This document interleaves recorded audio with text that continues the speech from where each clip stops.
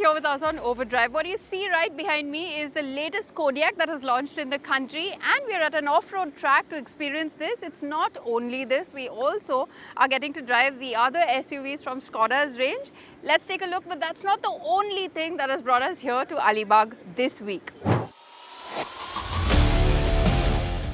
Škoda Auto India celebrates 25 years in the country, ranking among the top 7 car brands in India today.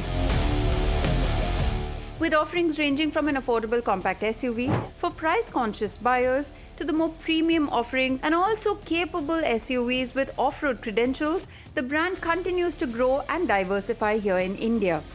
Here's more from Škoda Auto India's first Indian brand director, Ashish Gupta.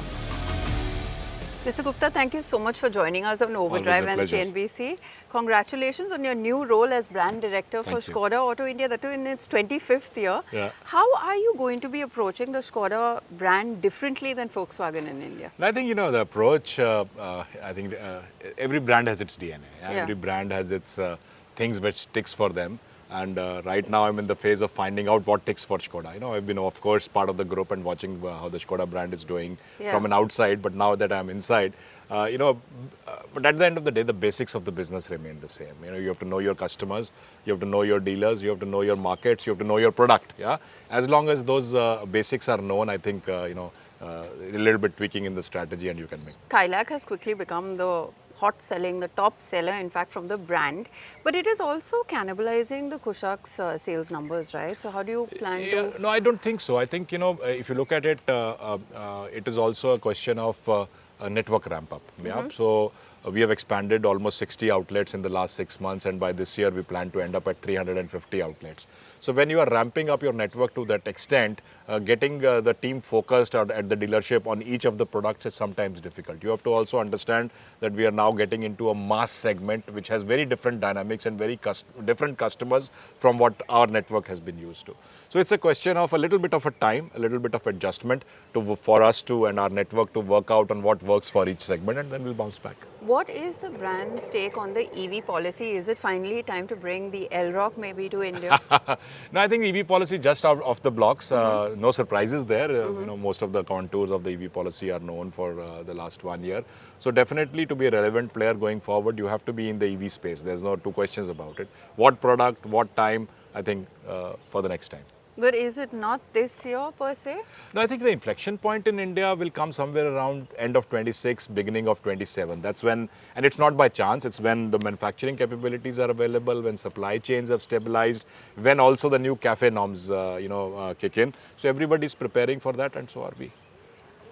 So I'm obviously jumping the gun, but I would like to know, because since you already have set up a plant in India, would that be an option, manufacturing, EV for the masses in India? No, if you have to be a relevant player and if you have to utilize or take use of the market that exists, you have to localize. There is no way you can actually, plug and play from your global portfolio products in a mass scale. So if you have to be a mass player in the EV segment, you have to localize. Given that you're just coming in from the hot hatch launch, the Volkswagen Golf GTI, we are expecting something from Škoda as well, the Octavia. What's the timeline for that? So I will leave that for the next interaction we have, but definitely that's on the cards. Given that the after sales is of course a sore talking point for the brand, how are you going to approach this and, change things in India? I think, at the end of the day, if you look at it, over the last 5 years, a lot has changed on the way we approach service. I think the first stumbling block was the cost of ownership that had a negative perception around our brand. That we have addressed to a very, very large extent. Today, a Kylaq or a Kushaq, you can get serviced for basically 6,000 to 7,000 rupees a year, which is not even available in smaller segments. This year, we have also standardized the 1-year SMP, which includes parts also. So for 1 year, basically your maintenance is free. So the cost of ownership part has been taken care of.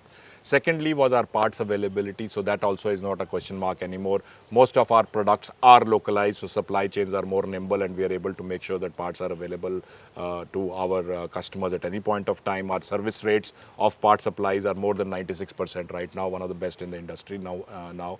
The third aspect is service quality. I think that is where the challenge will continue. continue for some time, and that is one of the priorities for me to address, because we are ramping up our network also to a large extent. And when you ramp up your network, you also have to make sure that your people have the capability to provide service. So that's an ongoing job that we are tackling right now, and that is a priority for me. And we had a blast yesterday, you know, with the Kodiak on an off-road track. Yeah. But of course, the customers want a diesel engine as well. So what can you tell me about that? No, I think, as I said, we've just launched the Kylaq. At the end of the day, you also have to choose your battles. You have to choose what makes sense for you at that point of time. At this point of time, the priority for us as a brand, as a team, is the new baby in town, the Kylaq. That is what I would like to focus on. All other things can wait. All right. Thank you so much for your time and good luck with your Thank new you. journey. Thank you so much. With that, it's a wrap on this week's edition of Overdrive. But remember, you can stay in touch with the team through our various social media platforms, and you can write to us on YouTube as well. We'll see you next week. Until then, drive and ride safe.